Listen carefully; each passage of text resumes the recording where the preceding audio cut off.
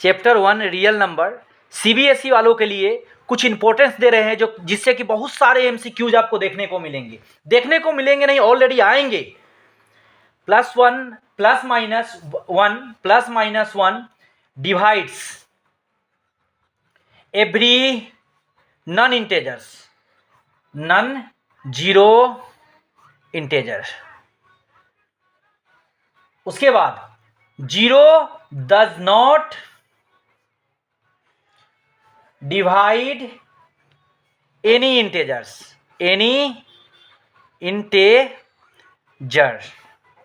अब हम लोग इसमें आते हैं LCM into HCF equal product of 2 number होता है, प्रोडक्ट ऑफ 2 नंबर होता है, 2 नंबर।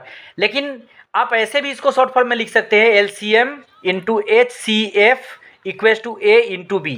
कभी कभी इसमें क्या रहेगा, what is the value of, यदि हम लोग एलसीएम यदि निकालने जाएंगे तो A into B by HCF आ जाएगा। HCF यदि हम लोग निकालने जाते हैं तो A into B by LCM हो जाता है, LCM। ये आप लोग को याद करके रखना है, बहुत इंपॉर्टेंट क्वेश्चन है। उसके बाद में सम ऑफ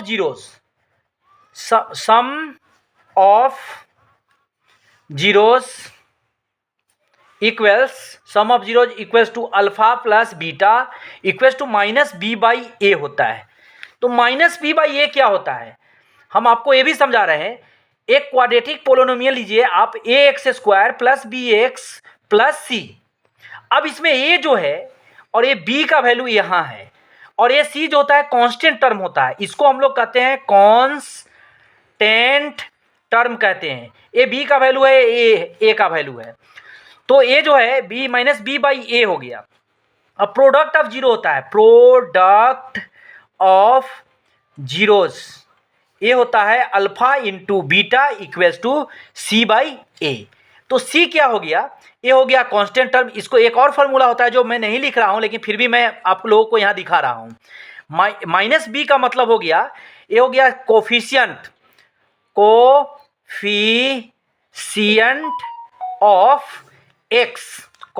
ऑफ x होगा बाई कोफिशिएंट ऑफ A यानी x² होगा ये। अब इसमें आते हैं तो इसमें मिलेगा हमको ऊपर में कांस्टेंट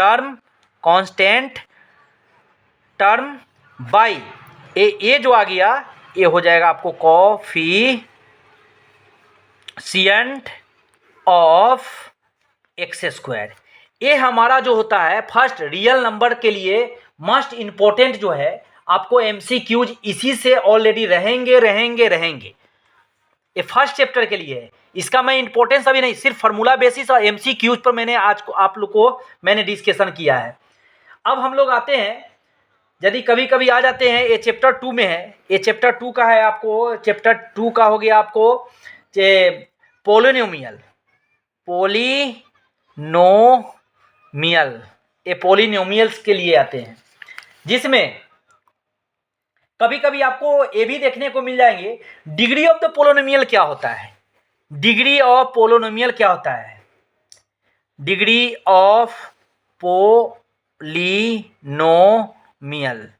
आप देखते होंगे कभी कभी x का पावर जो है 3 होता है, कभी y का पावर 2 होता है, कभी x का पावर होता ही नहीं है।